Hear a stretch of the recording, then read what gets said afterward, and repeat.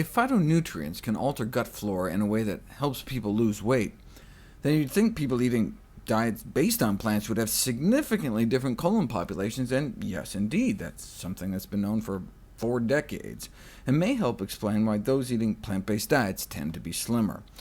Another reason vegetarian eating patterns have been tied to better weight management may be the water content of plant foods. Fruits and vegetables average about 80 to 90% water. Just as fiber can bulk up the volume of foods without adding calories, so can water. Cognitive experiments have shown that people tend to eat a certain volume of food, and so when that volume is mostly water, they don't end up gaining as much weight.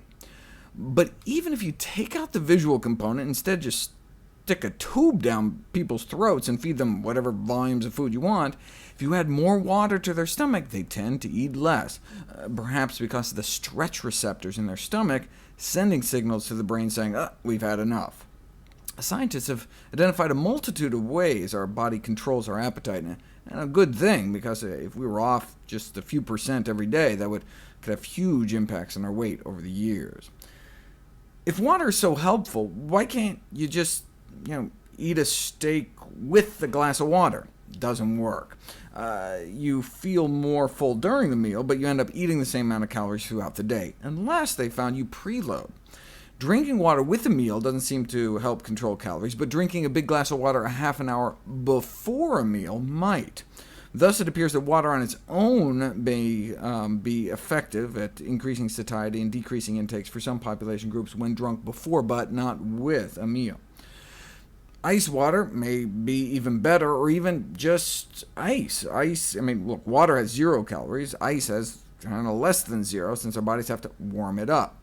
From the Annals of Internal Medicine, the ice diet, using simple thermodynamic calculations of how much heat our body would have to generate to take an ice cube up to body temperature, they conclude eating a quart of ice, like a really, really big snow cone, with no syrup, could rob our body of more than 150 calories, the same amount of energy as the calorie expenditure in running for a mile. Sound too good to be true? It is actually, as Ray Cronise talks about in his body hacking work with thermogenics. You may just be diverting some of the body's waste heat.